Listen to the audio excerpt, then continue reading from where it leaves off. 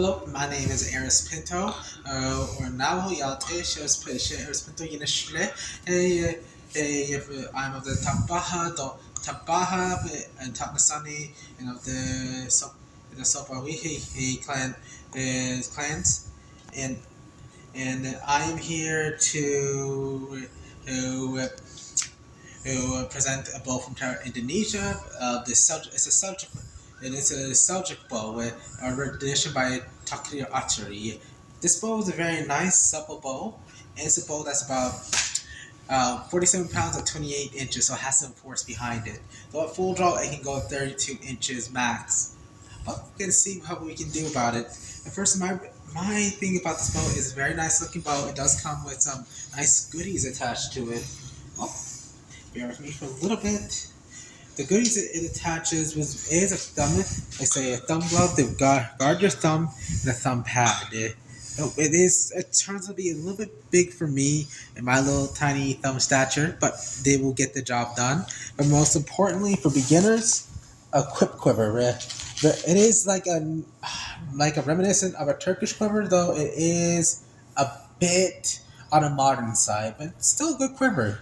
Especially if you're new starting out, I would definitely recommend it. But today we're gonna be uh, using a thumb glove of sort, based on a Ming style armor piece. This would be used as a placement of a thumb ring. But let's stop with the specifics now. Let's go for some shooting. Let's go with this bow here. It has a nice leather handle, but also a right arrow pass. Now let's party.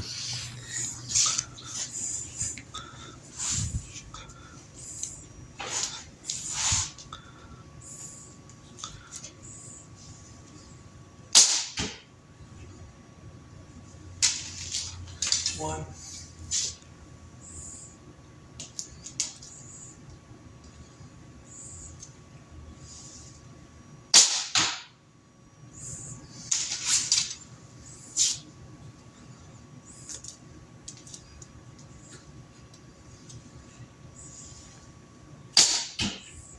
A little bit low, but it's still making a decent grouping.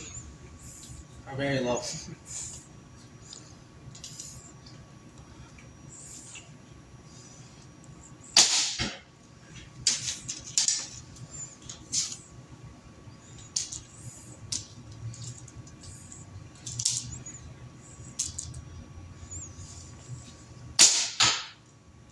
There we go.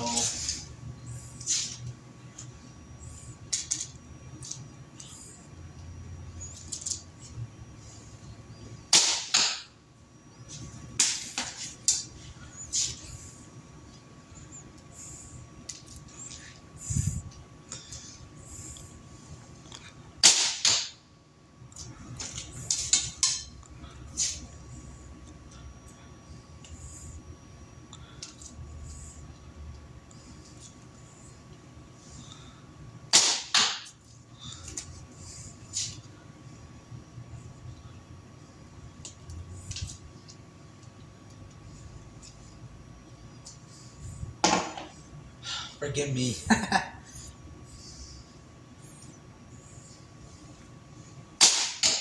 All right, let's see what we got.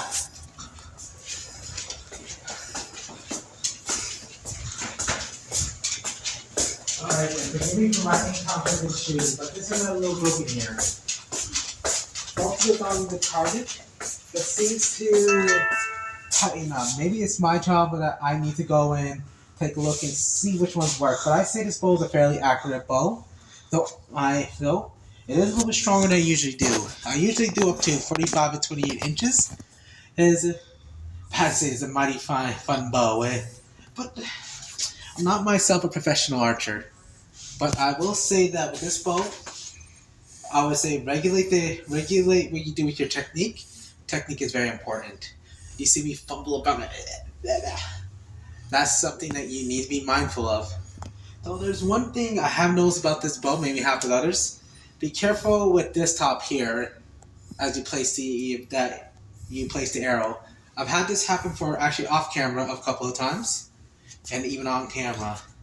But other than that, I find that the Stingray Pass is a very good Stingray Pass. It's very solid, and it does, I believe, trump the ones from Alibo very well. Oh, and that you do feel a bit of hand shock actually a little bit, especially as you go farther in. Maybe that's me not paying attention to technique. I don't know, but that's something you feel. But shootability is both very shootable. It feels very pleasant in the hand, and that if you were to shoot more, you can definitely get used to it. This is about my fourth time shooting this bow overall. And this is about 25-30 yard range. And I can confidently say that this bow is a fairly fine and functional bow. But the bad side, I think it's technicalities on that end. I can't really think of anything bad to say about the bow itself. The bow is very fine. Though the thumb and pad maybe way to tighten up a little bit, but the thumb guard, perfect. It really makes every bow you shoot a very enjoyable experience. And let me see anything else I can remind you. Not at all, actually. I think this is a very beautiful bow, a very functional bow. And if you're in a safe place, you want to have fun, just do it. And this quiver here, for a very beginner quiver, this is not bad. You use this quiver to go out in the woods. You use this quiver when you can, but ultimately, you use it to, let's say, try new things out. So let's say like, oh, one tree, so range shooter, ring archery. Other than getting the Ming and Manchu equipment, just get this one out. You can use this. You won't be too mad to messing it up. It's like a beater quiver, and go for it. And it's pretty. I think for what it is, the nice basic look does help. And the fancier part is, hold up, taking one of these arrows in from these wonderful shotters, put it through a hole, and it sticks up. But we were gonna ask, how much does this bow itself cost? This bow itself costs about $200 with shipping. The thumb pad, the thumb protector, and quiver all together. So for a beginner, this is definitely a buy. Just be mindful of the weather conditions in your area. You can always talk with Takrir Archery and ask them and tell them what you might need so you can better protect this bow. But with visuals, this, I say, striking. It's or really good looking. The birch bark here really gives an old-fashioned texture that you think you find in a movie. I'm not sure in a movie like Lord of the Rings, but I think War of Arrows maybe. Yeah. And I would say, just go around. If you want something for a Renfest or want something to impress your guys in the anime convention, well, maybe not the anime convention, but the anime get-together, get something like this. But this is the very good part of Takrir Archery. They have customization options and always suggestions. But overall, is this a good bow to buy? I say yes. If you want to get a good basic bow, or you want to get a bow that's of a heavier weight without spending as much money, go with the Takrir Archery and talk with them. They'll be able to help you out, and you'll have a fine bow you can use. But be mindful of your weather, because if you don't be mindful of weather, I've had this happen to many bows from Indonesia, and we had one from Alibo breakdown. The weather conditions can affect your bow. Doesn't matter if it's a fiberglass or not, the weather is a king at times. So just be mindful, take care of your bow, just bring your bow when you're not using it, and it should just be fine. And for historical archers, yeah, go for it.